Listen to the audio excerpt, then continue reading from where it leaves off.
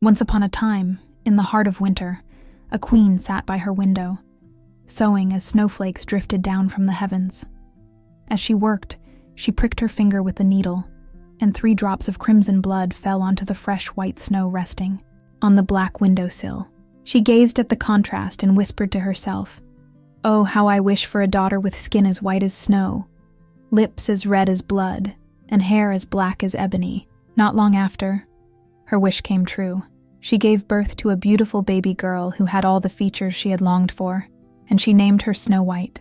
But the queen's joy was short-lived, for she fell gravely ill and passed away soon after the child's birth. A year later, Snow White's father, the king, remarried. His new wife was breathtakingly beautiful, but she was also cruel and vain. She possessed a magic mirror, and each day she stood before it and asked, "Mirror, mirror on the wall, who is the fairest one of all?" And every day the mirror answered, "You, my queen, are the fairest of them all." The queen was pleased, for she knew the mirror spoke only the truth. Years passed, and Snow White grew into a lovely child. When she turned 7, her beauty blossomed, so radiantly that even the queen's own mirror could not deny it.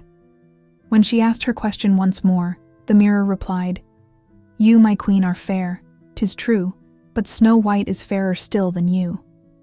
The queen was horrified. Envy twisted her heart into something dark and hateful.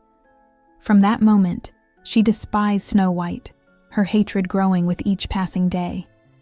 Finally, she could bear it no longer. She summoned a huntsman and commanded him to take the child deep into the forest and kill her. "Bring me her lungs and liver," she added, "so that I may feast upon them."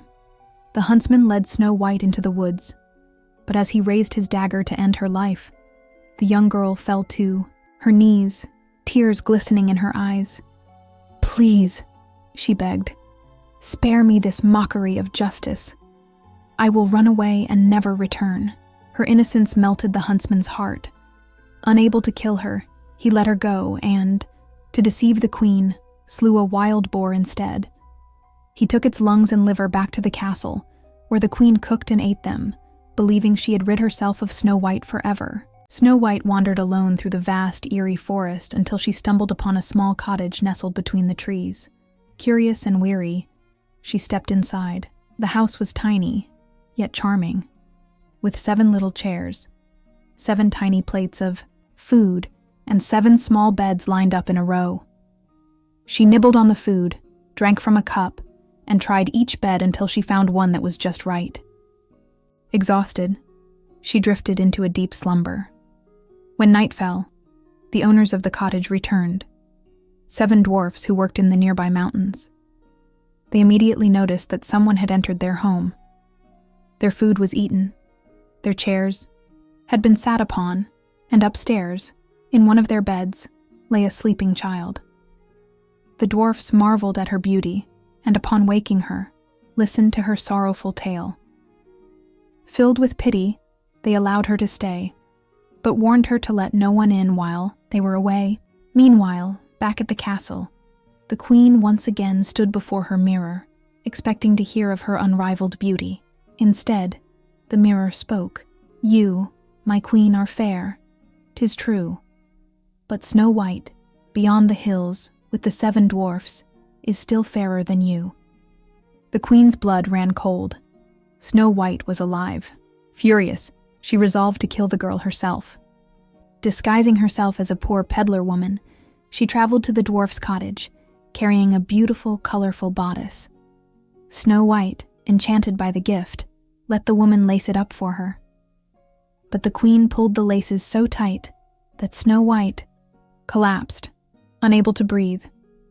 Believing her dead, the queen fled.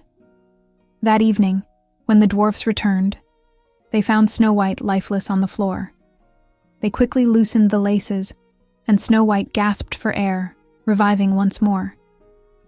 When the queen asked her mirror yet again, she was enraged to learn that Snow White still lived.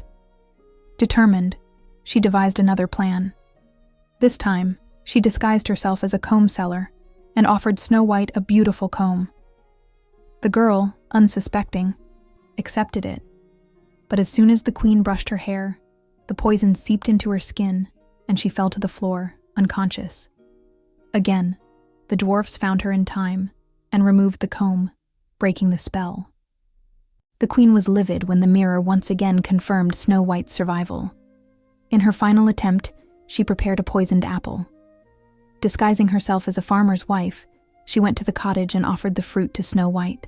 The girl hesitated, so the queen cut the apple in half, eating the white, harmless side to ease Snow White's suspicions. Snow White, convinced, bit into the red half and instantly collapsed.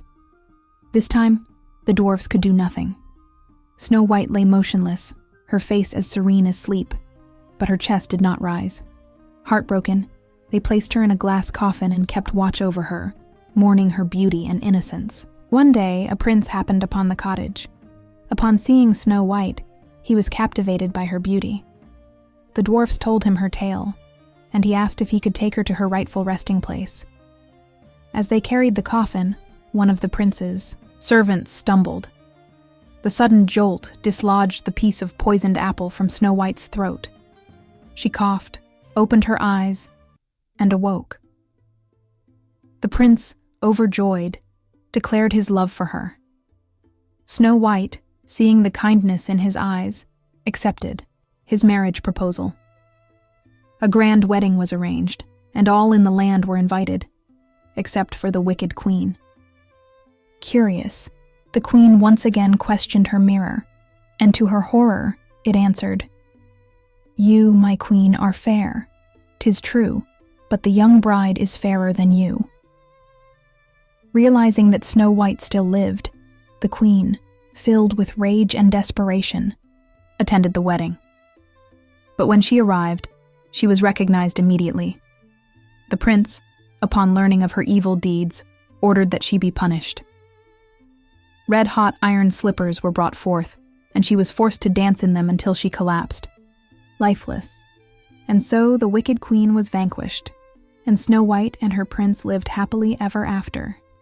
The central lesson of Snow White and the Seven Dwarfs is that vanity and jealousy can lead to harmful decisions, while kindness, friendship, and trusting the right people can help you overcome difficulties and find happiness. The story emphasizes the dangers of letting envy dictate your actions and highlights the importance of surrounding yourself with supportive friends during tough times. Thanks for watching. Don't forget to like and subscribe.